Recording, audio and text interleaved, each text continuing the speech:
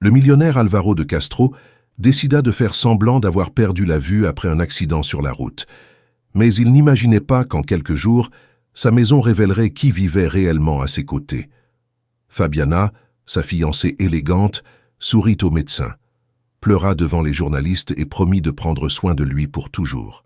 Pourtant, lorsque les portes du manoir se refermaient, sa voix changeait, ses yeux se durcissaient, et les fils jumeaux d'Alvaro, Davi et Enzo se mettaient à respirer doucement pour ne pas la déranger. Ce fut Clara, la femme de ménage récemment embauchée, qui comprit la première que cette maison riche devenait pauvre en amour. Avant de continuer, laisse déjà ton like, dis en commentaire d'où tu regardes cette histoire, et suis-la jusqu'à la fin, parce que parfois, Dieu place une personne simple sur le chemin d'un homme puissant pour lui montrer ce qu'aucun argent ne peut acheter. Le manoir d'Alvaro se trouvait dans un quartier silencieux de São Paulo, entouré de hauts murs, de caméras discrètes et de jardins qui semblaient toujours taillés à la règle. Après l'accident, tout là-bas prit un air de deuil. Les rideaux restaient fermés, les couloirs sentaient les fleurs chères et les médicaments, et les anciens employés avaient été renvoyés par Fabiana, qui disait vouloir de l'intimité pour protéger son fiancé. En vérité, elle voulait moins de témoins. Alvaro marchait dans la maison avec des lunettes noires, une canne ferme et des pas calculés pour paraître incertain. Pour tout le monde, c'était un homme brisé. Pour lui-même, c'était un observateur. Ses yeux voyaient parfaitement derrière les verres sombres, mais son cœur avait besoin de preuves, avant de détruire le masque de la femme qui avait failli devenir la maîtresse de son empire. Davi et Enzo avaient 6 ans, des cheveux clairs, les genoux toujours marqués par leur jeu et une immense nostalgie de leur mère, morte lorsqu'ils étaient encore petits. Alvaro avait toujours été un père présent à sa manière, en achetant des jouets, en les emmenant en voyage, en leur garantissant les meilleures écoles. Mais après le faux accident, il décida d'observer comment Fabiana agirait lorsqu'elle croirait qu'il ne pouvait pas voir. La réponse arriva le 3e jour. Il était assis dans la bibliothèque, faisant semblant d'écouter de la musique classique, lorsqu'il entendit une assiette tomber dans la cuisine. Juste après, vint le sanglot d'Enzo. « Maladroits, tous les deux », dit Fabiana avec un calme venimeux. « Même pas capable de manger sans faire de désordre. Quand j'épouserai votre père, cette maison aura des règles. » Alvaro serra la main sur sa canne, mais resta immobile. Par l'entrebâillement de la porte, il vit Clara se baisser rapidement pour ramasser les morceaux, tout en plaçant son propre corps entre Fabiana et les enfants. « C'était un accident, mademoiselle, » dit Clara.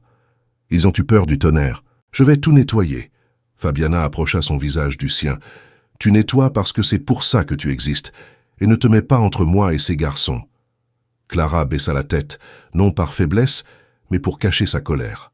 Elle prit Davi par la main, entoura Enzo de son bras, et emmena les 2 garçons à la cuisine, en murmurant que personne n'était coupable d'avoir peur du tonnerre. Alvaro vit ses fils se calmer dans les bras de cette jeune femme simple, avec son uniforme bleu délavé et ses chaussures usées.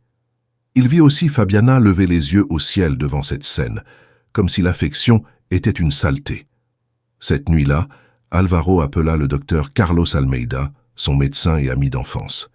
Il s'enferma dans le bureau, retira ses lunettes et parla à voix basse. « Elle n'aime pas mes fils, Carlos, et je crois qu'elle ne m'a jamais aimé. »« Alors mets fin à tout ça, » répondit le médecin. « Ça ne suffit pas de mettre fin. Elle s'est déjà approchée des comptes, des associés, du testament. Si je la renvoie simplement, elle se fera passer pour une victime. J'ai besoin qu'elle révèle elle-même qui elle est. » Carlos soupira de l'autre côté du téléphone. « Tu joues avec le feu. »« Non, j'éteins un incendie avant que mes fils ne se brûlent. » La preuve suivante arriva au petit déjeuner. Fabiana entra en portant une robe blanche, un parfum cher et une délicatesse répétée. « Mon amour, je t'ai apporté ton jus, » dit-elle en posant le verre du mauvais côté de la main d'Alvaro. Il fit semblant de chercher, tâtonnant la table. Il fit tomber volontairement une cuillère. Le bruit métallique résonna dans la salle. Fabiana sourit à Davi et Enzo, assis en silence, mais ses yeux bouillonnaient d'irritation. « Le pauvre », dit-elle doucement. Il s'habitue encore. Lorsque Clara s'approcha pour aider, Fabiana serra son poignet avec force, cachant le geste au garçon. « Laisse, je m'occupe de mon fiancé. » Alvaro vit tout. Il vit la marque rouge se former sur le poignet de Clara. Il vit la femme de ménage avaler la douleur pour ne pas effrayer les enfants. Il vit Davy serrer sa serviette, comme s'il comprenait que quelque chose n'allait pas. Plus tard, Fabiana entra dans la chambre d'Alvaro en parlant au téléphone, certaine qu'il dormait. « Il signe dans une semaine, dit-elle. Après ça, je prends le contrôle des comptes principaux. Les enfants iront dans un internat. Je ne vais pas passer ma vie à faire la nounou pour des héritiers gâtés. Et la petite domestique, celle-là, je la renvoie le jour même. » Alvaro garda une respiration lente, mais chaque mot entrait comme de la glace dans sa poitrine. Quand Fabiana sortit, il ouvrit les yeux et fixa le plafond. Pendant des années, il avait négocié avec des hommes d'affaires implacables, affronté des banques, des crises et des concurrents. Aucun d'eux ne lui avait paru aussi dangereux que cette femme souriante, capable de transformer 2 enfants en obstacles et une maison en piège. C'est alors que Clara frappa à la porte avec un plateau. « Monsieur Alvaro, je vous ai apporté du thé. Les enfants ont demandé si vous vouliez écouter l'histoire qu'ils ont dessinée. » Il tourna le visage dans sa direction, gardant son personnage. « Ils ont dessiné ? Oui, un château avec de grandes fenêtres. Ils ont dit que, lorsque vous reverrez, vous habiterez là-bas avec eux. » Pendant un instant, Alvaro faillit oublier le mensonge. Le nœud dans sa gorge fut si fort qu'il dut poser la main sur le fauteuil. « Et toi, tu crois que je reverrai, Clara ?» Elle resta silencieuse quelques secondes. Puis elle répondit avec la simplicité de quelqu'un qui ne savait pas mentir pour plaire. « Je crois qu'il existe différentes façons de voir, monsieur. Il y a des gens avec des yeux parfaits qui ne voient pas un enfant pleurer. Et il y a des gens blessés qui remarquent encore ceux qui ont besoin de soins. » Alvaro ne répondit pas. S'il parlait, sa voix révélerait peut-être trop de choses. Clara laissa le thé et sortit lentement. Du couloir, il entendit Enzo l'appeler tante Clara, et il entendit Davy demander si elle pouvait dormir près d'eux cette nuit-là. La femme de ménage rit doucement, promettant de laisser la porte entr'ouverte. Le lendemain matin, Alvaro décida d'avancer. Il appela Fabiana dans le bureau et annonça que le notaire viendrait bientôt pour réviser les pouvoirs administratifs. Elle tenta de cacher sa joie, mais ses doigts tremblaient en ajustant son collier de perles. Elle voulait paraître inquiète, pourtant elle semblait affamée. « Tu me fais confiance, n'est-ce pas ?» demanda-t-elle. « Je veux te faire confiance, » répondit Alvaro. Elle se pencha pour l'embrasser sur le front, mais Alvaro vit ses yeux se diriger vers le tiroir où se trouvaient les documents importants. À cet instant, la porte s'ouvrit légèrement. Davy et Enzo regardaient, effrayés, tenant les mains de Clara. Fabiana se retourna avec un faux sourire. Alvaro perçut la peur des garçons et décida que ce serait le premier piège. Au dîner de cette même soirée, tous allèrent découvrir une partie de la vérité, et plus jamais grâce à personne d'autre dans cette maison. Le dîner fut préparé comme si le manoir attendait une cérémonie royale. Fabiana fit changer les nappes, allumer des bougies et habiller les jumeaux avec des vêtements identiques, parce qu'elle voulait montrer aux visiteurs une famille parfaite. Alvaro resta à la tête de la table, immobile, ses lunettes noires cachant ses yeux attentifs. Clara servait en silence, mais chaque fois qu'elle passait près des enfants, elle touchait doucement leurs épaules pour s'assurer qu'ils allaient tout bien. Le notaire Rubens arriva accompagné de 2 associés du groupe hôtelier, invités par Fabiana sous prétexte de rassurer le marché. Elle voulait un public pour sa future victoire. Pendant le plat principal, elle leva son verre. « Mes amis, Alvaro traverse une période délicate. Par amour pour lui, j'accepterai d'assumer de plus grandes responsabilités. » Les associés acquiescèrent, émus. Alvaro baissa la tête, faisant semblant d'être fatigué. « Fabiana s'est montrée dévouée, dit-il. Peut-être trop dévouée. C'est pourquoi j'ai demandé à Rubens d'apporter les documents. Je veux tout entendre avant de décider. » Son sourire vacilla. « Mon amour, aujourd'hui, nous n'avons pas besoin de te fatiguer. »« Sans-y, » répondit Alvaro. Rubens ouvrit la chemise et commença à lire le pouvoir d'administration. Les mots étaient froids, remplis d'autorité, de transfert et de signature. Fabiana redressa sa posture. Clara, près du buffet, comprit que quelque chose de très important était en train de se passer. Davy tint la main d'Enzo sous la table. Quand Rubens termina, Alvaro demanda le stylo. Fabiana respirait à peine. Il approcha la pointe du papier, mais il renversa alors son verre d'eau sur les feuilles. Le liquide s'étala rapidement, brouillant les lignes. « Pardon, » murmura-t-il. « Je ne contrôle pas encore bien mes mouvements. » Fabiana se raidit. Sa main serra la serviette si fort qu'elle froissa le lin. Ce n'est pas grave, dit-elle entre ses dents. Nous imprimerons une autre copie. Pas aujourd'hui, dit Alvaro. Je suis gêné. Demain je signerai. Les associés échangèrent des regards mal à l'aise. Fabiana sourit, mais le masque se fissurait. Lorsque les visiteurs partirent, elle suivit Clara jusqu'à la cuisine. « Tu te moques de moi ?» demanda-t-elle. Clara s'arrêta avec le plateau dans les mains. « Non, mademoiselle. »« Alors pourquoi me regardes-tu comme ça ?»« Je regarde seulement parce que madame me parle. » Fabiana avança d'un pas. « Tu crois avoir gagné de l'importance parce que les enfants t'aiment ? Ne te fais pas d'illusions. Dans cette maison, l'affection ne paie pas les factures. Mais elle évite qu'un enfant grandisse avec la peur, » répondit Clara, avant de réussir à se retenir. Le silence tomba lourdement. Fabiana leva la main, mais ne frappa pas. Elle se contenta de sourire glacial. « Tu viens de commettre ton erreur. » Au milieu de la nuit, Alvaro se réveilla en entendant des pas dans le couloir. Il se leva sans canne, entr'ouvrit la porte et vit Fabiana entrer dans la chambre des jumeaux. Elle plaça une petite boîte dorée dans le tiroir de Clara, qui dormait dans la chambre à côté de celle des enfants. Puis elle sortit avec une expression satisfaite. Alvaro attendit quelques minutes et s'y rendit. Dans la boîte, il y avait des boucles d'oreilles en diamant qui appartenaient à l'ancienne collection de sa mère. Il comprit immédiatement. Fabiana avait l'intention d'accuser Clara de vol.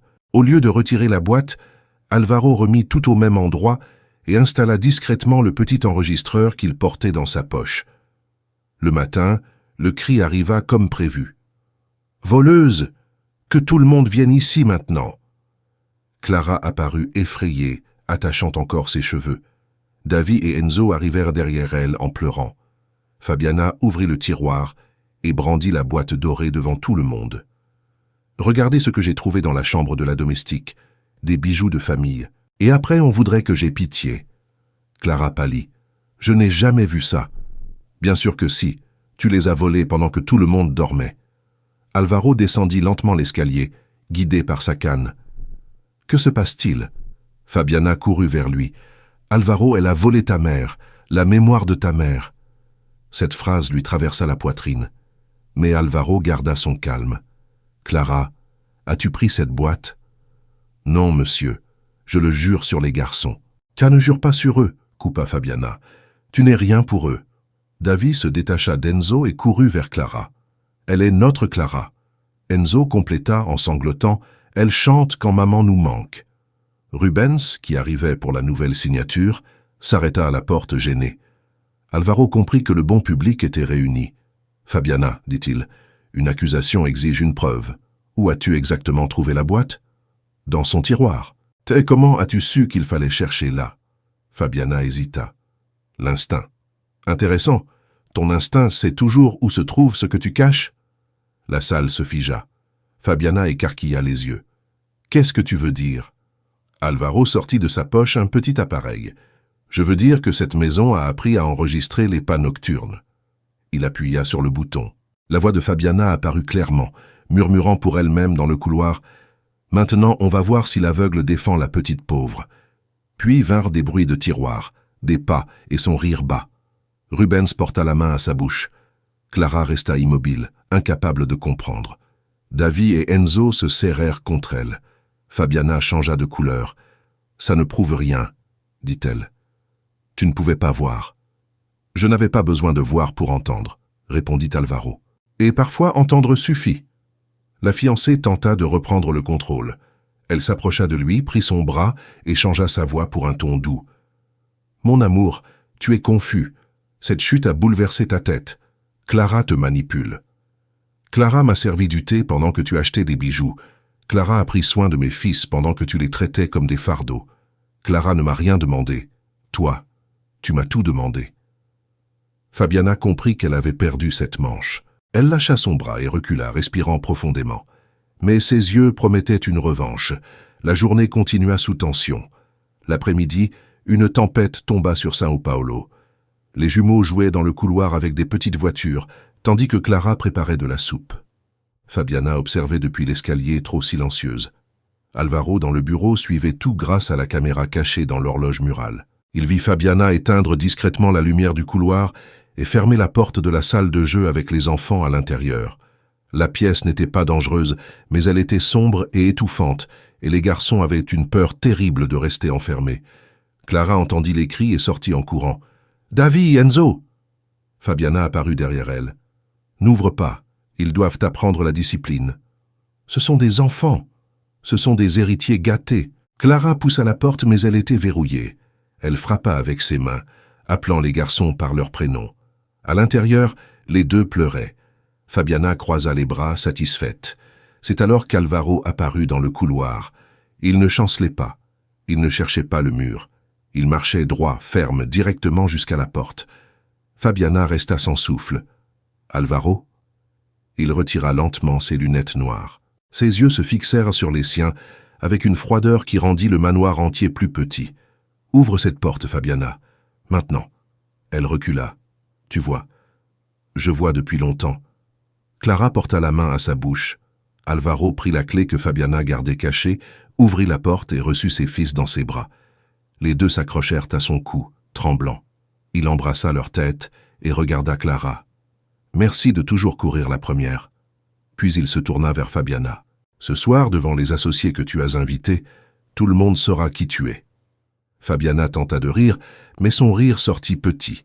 Pour la première fois, elle semblait vraiment effrayée. Alvaro souleva ses fils, un dans chaque bras, et demanda à Clara de venir avec eux. En passant près de Fabiana, il parla à voix basse pour qu'elle seule l'entende. « Tu as eu beaucoup de chance de t'arrêter. Maintenant, c'est la vérité qui parlera pour moi, devant tout le monde. Plus jamais dans cette maison si froide. » Cette nuit-là, les associés revinrent au manoir en attendant des contrats, mais ils trouvèrent la vérité projetée sur le mur, Fabiana enfermant les enfants, accusant Clara et célébrant son propre mensonge. Le salon devint muet. Alvaro, sans lunettes, tenait Davy et Enzo par la main. Clara, encore tremblante, se tenait à leur côté. La police emmena Fabiana sous les regards honteux des invités. Des mois plus tard, la maison avait retrouvé les rires, la lumière et le jardin fleuri. Alvaro demanda Clara en mariage devant les garçons. Elle accepta en pleurant, et les jumeaux, enlacés aux deux, appelèrent Clara maman pour la première fois, scellant un nouveau foyer rempli de paix pour toujours là-bas.